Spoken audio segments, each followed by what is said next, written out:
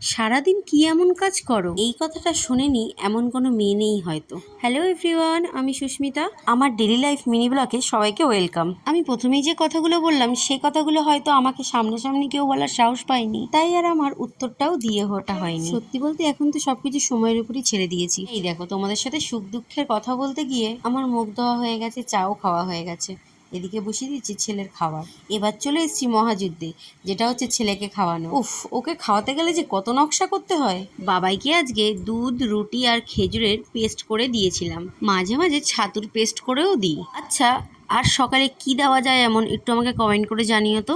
বাবাইকে ready করে দিয়ে এসেছিলাম ওর পিপির বাড়ি, এই ফাঁকে আমার কাজগুলোও তাহলে হয়ে যাবে। আমার ছেলের হাজারটা খেলনা থাকলেও ওর কাছে তাও ঝুড়ি, বাটি, ঘটি এগুলোই হচ্ছে ওর ফেভারিট খেলনা। এবার চলে এসেছি জামা কাপড় গোছানোর দিকে। মাঝে মাঝে এই সোফাটাকে আমার বসার জায়গা কম আর জামা কাপড় রাখার জায়গা বলে বেশি মনে হয়, তাও আবার বড় মশাইয়ের জন্য। এবার চলে এসেছি মাছগুলোকে খেতে দিতে। জানো তো, যখন এই মাছগুলো এনেছিল তখন এনেছিল 4টে মাত্র, কিন্তু এখন এগুলো বাচ্চা দিয়ে এতগুলো হয়ে গেছে। বলো তো এটা কি মাছ?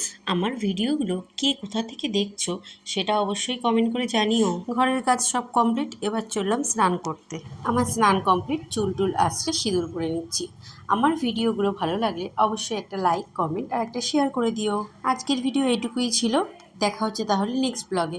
বাই।